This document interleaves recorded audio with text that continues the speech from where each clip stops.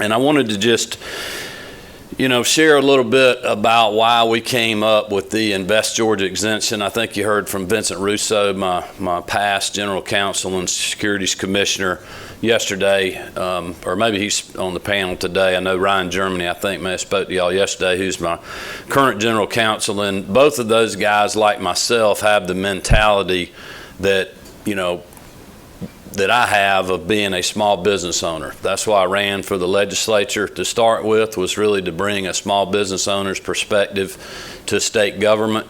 I had a construction company, several other businesses that I've started, things that I'm still involved with now in a lot of different sectors, and my thought and my mission has only increased from when I first ran for the legislature, because even after I got in government, I saw that there was even more of a need for small business owners, kind of common sense approach to government, really having leaders in government that are providing an environment where the private sector and the market can work. And that's what we're doing in the Secretary of State's office in a lot of different areas of our agency, but it's certainly what led me as the Securities Commissioner for the state of Georgia to really push forward with, be one of the first 2 states in the country to have this exemption in federal securities law, what we call the Invest Georgia Exemption, or IGE, because we felt like it was a way that we could really just let the market work, help be part of the ecosystem to help our entrepreneurs and small business people and our investors here in the state of Georgia. And we're really excited about where we are and where we've come from and where we're going. And I'll speak to more of that in a little bit. But the Invest Georgia Exemption is an interstate crowdfunding exemption, as I said. And basically it's allowing, Georgia companies, Georgia entrepreneurs to raise money from Georgia investors with very little compliance and startup cost, which I think is a good thing. We wanted to expand the ways that people could get access to capital from Georgia investors and enable for them to develop their business ventures or expand existing operations and really help be part of the job creation team here in the state of Georgia. And since 2011, we've had 36 businesses, mostly startups and other young businesses, apply for the exemption. They include breweries, medical technology firms, real estate financing firms, and manufacturers, just to name a few. And 36 doesn't sound like a lot, but NASA did a nationwide survey of the 30 states that have enacted interstate crowdfunding exemptions and found that 30% of all of those have been found right here in Georgia. And I think that percentage, higher percentage would be if we were basing it on the amount of money raised and not necessarily on the number of companies. We've seen companies raise over $2 million, which is certainly not a staggering amount by any means, but it is, $2 million more than was out there when we started this. I think in a lot of ways, we're helping fill the market for smaller community-based banks that, because of regulations and other things, it has made it harder for them to lend to certain types of individuals. And then there's a lot of these companies that are not quite ready for institutional funding, so it gives them another option to be able to go to the market. In full disclosure, I will say that most of the money that's been raised has been from a single company, which is Ground Floor, which is a debt securities companies or issues that are being introduced by Ground Floor.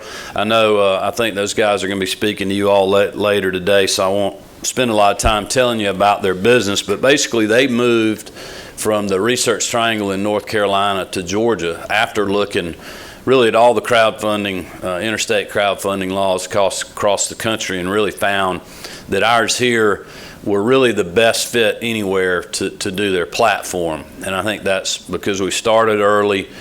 We've got, very good rules in place, and we had, $1 million limit when we started, and they just looked at the environment. So that made us feel good about what we had done, and they have been very successful.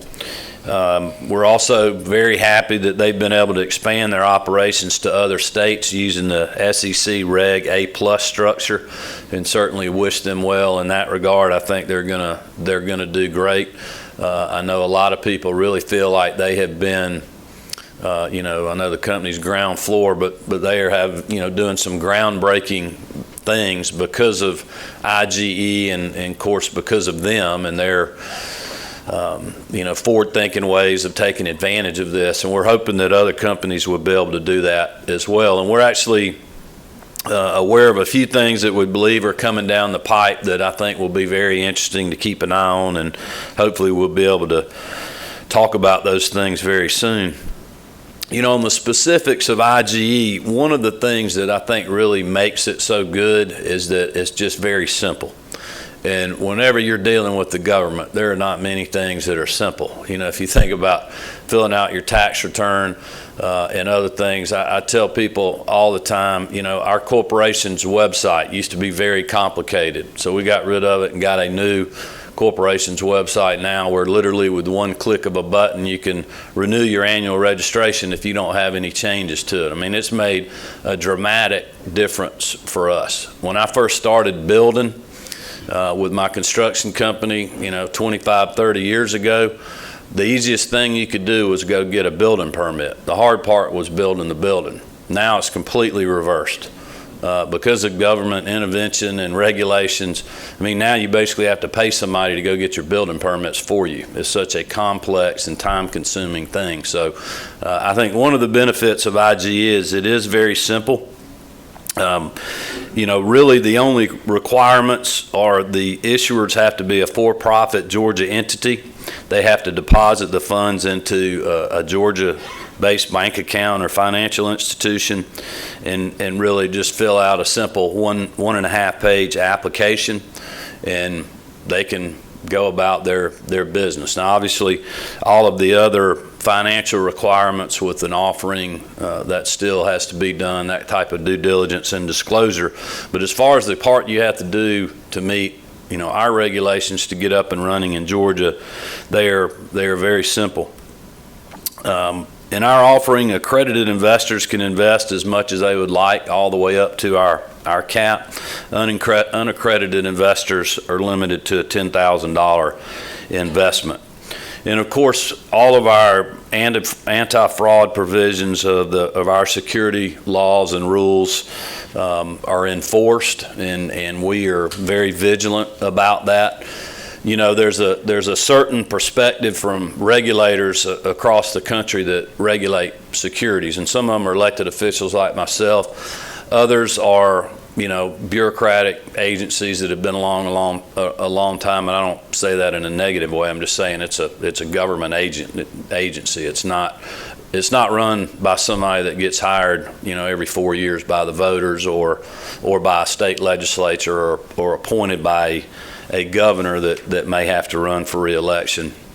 And I think that's what's different about me and some regulators. There's some that do not like this. They think that we're the wild west here. We're being too progressive. It's going to be this whole thing is going to set the market up for fraud. Luckily, we have not seen that here in Georgia, and I hope we do, and we're keeping a very vigilant eye on that. And if you guys see or anybody sees anything fraudulent, please let us know, because we'll be very proactive about investigating that. But my stance as a business owner is people that are going to do something unscrupulous or fraudsters or identity theft people, we see it all the time. It doesn't matter what the rules are. It doesn't matter what the laws are. They're going to be bad guys regardless of that structure.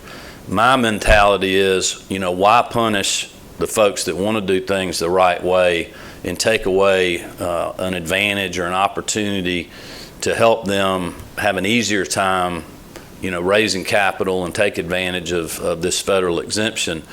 And let's help them and provide that good environment, and hopefully the industry will take great pride in that to make sure that they are doing things right, and then we'll go after the bad guys if they do fraud us. But I don't think that should that fear, I don't think should take away us being proactive to help, this ecosystem that we're in. Initially, our limit, as I mentioned, I believe, was $1 million for our annual cap for the offering under the Invest Georgia Exemption. We actually had to give a waiver to ground floor to go to $2 million because they did so well early on. And, you know, when we did that, we started looking at that $2 million number and thinking, you know, we need to really raise our cap. We don't want to prohibit someone from, you know, growth because we have some sort of unrealistic limit in place. And we moved our cap to $5 million in October, really based on the feedback we were getting from them and other people that are interested in using the exemption. So all the other rules are exactly the same. We just now have a $5 million cap. And I think that you'll see other states around the country making similar moves to that. We're certainly open to moving that higher in the future. In fact, while we were at the summit in D.C., we had the opportunity to go visit with the SEC, and I know they were at the summit, and I was really quite refreshed from that meeting about the take that they were looking at in regards to caps and some of the rules that SEC is working on, and had a really great conversation with them, kind of told them where we were coming from and what we thought they, you know, shouldn't impede too much on, and one of those things was the cap. You know, there was some talk about them setting a cap. I told them that I would think that would be a bad idea, that they should leave that up to the states and let us decide what's a proper cap or not. I would hate to see a federal ruling handicap opportunities that we may have in the state. And look, $5 million is a lot of money, but in some of these worlds, it's I mean, there are companies that I actually talked to last week that on some deals, certainly not startups, but on some deals, they're spending $5 or $6 million on diligence. So, you know, I would be very careful about the federal government trying to over-regulate and setting numbers that would prohibit our community, our entrepreneurs and investors in moving the ball forward. I certainly think that as we continue to move forward, that the Invest Georgia Exemption and other types of interstate crowdfunding exemptions can play an important role in connecting our companies, our investors, and really continuing to get government out of the way and just letting the market work, as I said. And in closing, I'll say, too, that I'm very optimistic about where we are, speaking specifically to Atlanta and the state of Georgia, and in some regards in the Southeast in general. I always kid people that I know enough to be dangerous now, but from what I've seen and learned from a lot of really good people, John Yates being one of them that I think spoke to you guys yesterday, you know, just my experience of when I first became Secretary of State, seeing the crowdfunding, or not the crowd, but the startup movement and community here in the Atlanta area, not only in Atlanta, but in other places around our state, like Savannah and others. And then learning about other things that are going on across the country, you know, in Boston and in North Carolina, New York, and certainly in San Francisco and the Silicon Valley.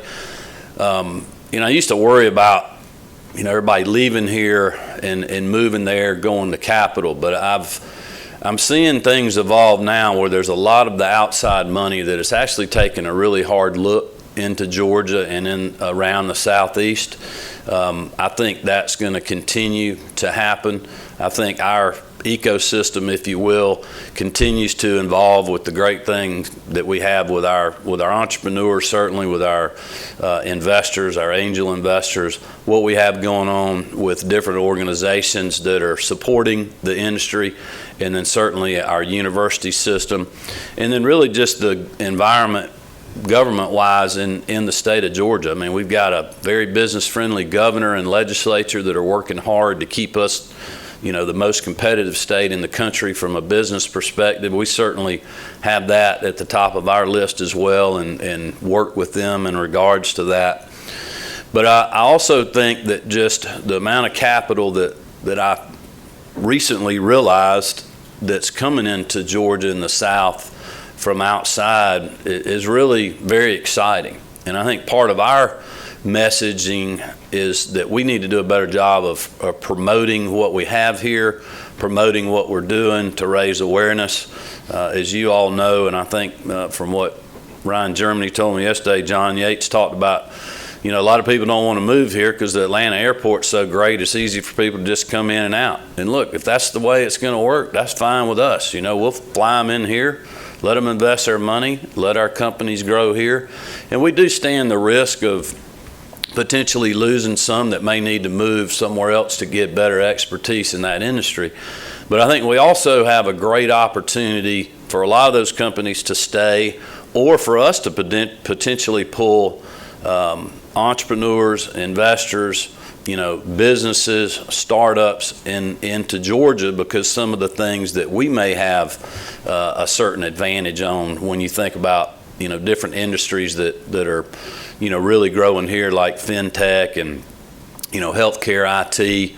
And one of the things that John Yates and I have talked about is ag tech. We feel like there's a big connection between Atlanta technology and our largest economy in the state, agriculture. And that's something that we're really positioned well to take advantage of. So I'm very optimistic about the future. If I can ever be of service, I hope you guys will call on me or Ryan Germany, and we'll be glad to try to help you if we can. If we got time, I'll take some questions.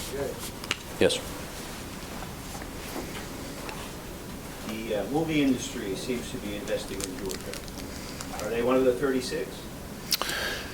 I don't know that we've seen any film stuff yet, but I have a good feeling that may be coming. And that's really it's a good opportunity for someone to do that. I mean, our film, television, entertainment, however you want to phrase it, here in Georgia has been incredible. I mean, this state has probably one of the best, I guess, legislative packages that's been out there to stir that investment, something that the governor has worked very hard on, the legislature, Department of Economic Development. I mean, we're literally the Hollywood of the South now. I think you'll only continue to see that grow. And one of the great things that we're seeing in the film industry is that it's not just people coming here to film a movie because of a tax credit. We now have people, you know, putting bricks and mortar in, you know, building studios, infrastructure. You know, it's not easy just to abandon a place like that. And I think you'll continue to see our environment be good, and I think you'll continue to see people coming here to film. I mean, look, when people have very different opinions about Georgia and the South. I always kid people, you know, that things have changed down here. The main change being that we now have air conditioning and people can live through the summer, right? But really, when people come to Georgia and start working here, I mean, the people are friendly. It's a great place to be. You know, you can go to the mountains, you can go to the beach, you can go to rural areas, suburban, city life. I mean, we kind of got it all. Great infrastructure, and that's, you know, that's only going to continue to get better. I think anybody that comes and works in Georgia and in Atlanta, I mean, they love it. I mean, they see that Atlanta's an international city and we're an international state. Anybody? Yes. Can you talk a little bit about the Invest Georgia Fund? Yeah, I don't really know a whole lot about the fund. I mean, I know it's been out there for a while. I think the fund finally got funded a little bit, and I had seen where they had, you know, funded a deal. You know, certainly, you know, like I said, I don't know that much about it. My preference in all of this, just personally and politically, is that we need to provide an environment where the market works, not necessarily have a government fund. But that's kind of out of my purview. That was something that the legislature worked on. You know, I've tried to concentrate on an environment where, you know, we set the rules, and then as long as you follow the rules, we're like the referee. You know, we'll just let the game play on until something gets out of kilter. Yes. Can you address a long-term issue with regards to infrastructure? I'm fortunate enough to work, you know, 3 blocks away, but I do not go to Sandy Springs between 9 and 9 o'clock. You know what I mean? And I just don't. It's just a speaking of disaster, what's the state? Well, it's kind of interesting. I was out in San Francisco not long ago, and we were talking about, a lot of this ecosystem, and, one of the things people were saying was, what about Atlanta traffic? And I was like, well, what about the dang traffic here? It's worse than Atlanta. So, I think it's like that in every big city. I will say this, the legislature and the governor took a big step last year. We've got, $800 or $900 million a year now of new transportation funding. You may have been for that or against the increase in the gas tax and other things that they did to raise that money. But regardless, it passed. That money's there. The governor rolled out a very aggressive package. I think it was earlier this week or maybe last week. I think it may have been last week. Kind of talking about a lot of things that they're going to do. And look, it's going to be painful going through that. Some of these projects in the metro area, it may take 2 or 3 years for them to get finished with all that, but I think it's going to help some. But I also believe that we're always going to deal with that issue, because we're in a great environment here. People are going to continue to want to move into our state, so we're going to have to continue dealing with population growth, and that's a good thing. But it comes with some pain in some areas. But I think that will provide some relief. And then I think you also have a lot of people, especially in the metro area legislative delegations, talking this year about, is there anything else they could do to perhaps provide, more and better public transportation. So that'll be interesting to see, where that goes. I know that's something that's a priority of the Metro Chamber of Commerce. Well, thank y'all very much for having me. Please let me know if we can ever be of service.